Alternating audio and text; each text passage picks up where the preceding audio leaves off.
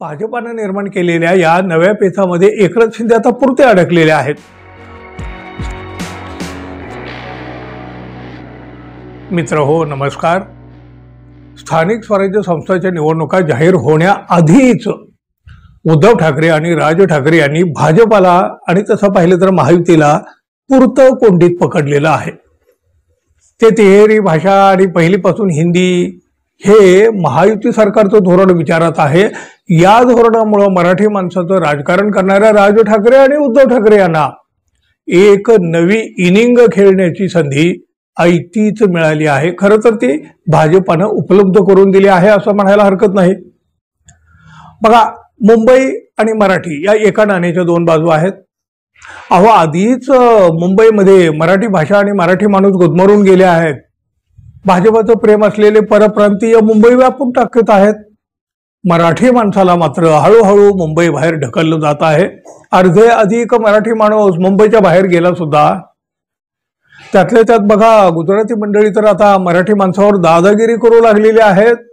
किती धक्कादायक बाब आहे ही। आणि अशा सगळ्या परिस्थितीमध्ये मराठी माणसाला आधार वाटतो तो फक्त ठाकरे कुटुंबाचा, म्हणजे खरं तर शिवसेनेचा। पण एकनाथ शिंदे यांनी शिवसेना फोडली, ते भाजपच्या उलचणीला जाऊन बसले।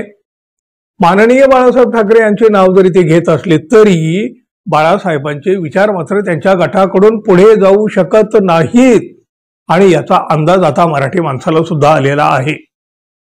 त्यातच आता भाषेच्या मुद्द्यावरून एकनाथ शिंदे यांच्या गटाची मोठी कोंडी होऊ लागलेली आहे। खिंडीत गाठले जाऊ लागलेले आहेत, म्हणजे इकडं आड तिकडं विहीर अशा कोंडीत एकनाथ शिंदे आणि त्याचा गट सापडलेला आहे।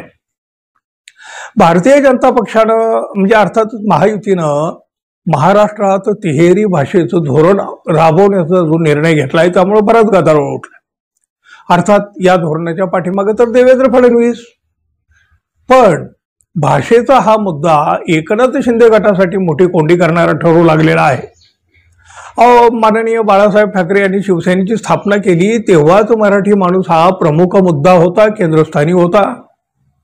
शिवसेनेच्या स्थापनेपासून कधीही शिवसेनेनं मराठी माणसाला यत्किंचित सुद्धा बगल दिलेली नाही। सदैव मराठी माणसाचा कैवार घेतलेला आहे। माननीय बाळासाहेब यांच्या जिव्हाळ्याचा असलेला हा विषय मराठी आणि मराठी माणूस उद्धव ठाकरे आणि राज ठाकरे यांनी मात्र कायम जपलेला आहे। पण हाच जिव्हाळ्याचा विषय आता तापू लागला आहे आपल्या राजकारणामध्ये। ठाकरे बंधूंनी या त्रिभाषी सूत्राला कितीही प्रखर विरोध केला तरी भाजपा आपलंच घोडं पुढं दामटत आहे।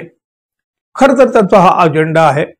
त्यात शिवसेना प्रमुख बाळासाहेब ठाकरे यांचे विचार घेऊन पुढे जाण्याचा दावा करणाऱ्या उपमुख्यमंत्री एकनाथ शिंदे यांची मोठी कोंडी होणार आहे। आता उपमुख्यमंत्री शिंदे यांची सध्याची स्थिती जर पाहिली तर धरलं तर चावतंय आणि सोडलं तर पळतंय असे आहे।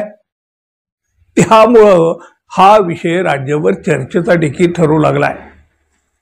बाळासाहेब ठाकरे यांचे आपणच खरे वारसदार आहोत असा खरा खोटा दावा एकनाथ शिंदे आणि त्यांचा गट करीत असतो। आता लोकांना माहित आहे ना बाळासाहेबांचे खरे वारसदार कोण। पण आता मात्र हे एकनाथ शिंदे यांच्यासाठीच अडचणीचं ठरू लागलेलं आहे।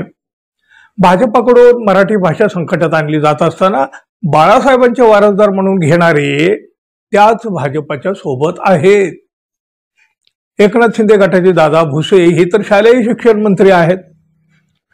पहिलीपासून हिंदी शिकणं कसं महत्वाचं आहे हे पटवून देण्याची वेळ दादा भुसे यांच्यावर आली, मराठीची नव्हे हिंदीसाठी। ज्या मराठीच्या मुद्द्यावर शिवसेनेचा जन्म झाला त्याच पक्षानं असं हिंदीचं लंगडं समर्थन करणं म्हणजे आश्चर्यकारक नाही का? त्यामुळं एकनाथ शिंदे यांच्या गटाला ठोस विरोध देखील करता येईना आणि त्याचं समर्थनही करता येईना, म्हणजे त्याची स्थिती कशी झाली, इकडं आड तिकडं विहीर। भाजपानं निर्माण केलेल्या या नव्या पेचामध्ये एकनाथ शिंदे आता पुरते अडकलेले आहेत। स्थानिक स्वराज्य संस्थांच्या निवडणुकीसाठी तर हा मुद्दा अत्यंत महत्वाचा आणि तितकाच प्रभावी ठरू शकतो। शिवाय एकनाथ शिंदे यांच्या गटावर आणि त्यांच्या दाव्यावर हा मुद्दा मोठा परिणाम करणारा ठरू शकतो। खूप मोठा धोक्याचा आहे एकनाथ शिंदे गटासाठी। बाळासाहेब ठाकरे यांचा वारसदार म्हणून घेताना बाळासाहेबांच्या विचाराविरोधात जे काही सध्या सुरू आहे ते एकनाथ शिंदे गटाला नक्कीच अडचणीत आणणार आहे, ती त्यांना परवडणार नाही. बरोबर ना मित्रांनो? तुम्हाला काय वाटतं जरूर सांगा आणि आपल्या चॅनलला कृपया सबस्क्राईब करावं ही अपेक्षा आहे. धन्यवाद. पुन्हा भेटू. तोपर्यंत नमस्कार.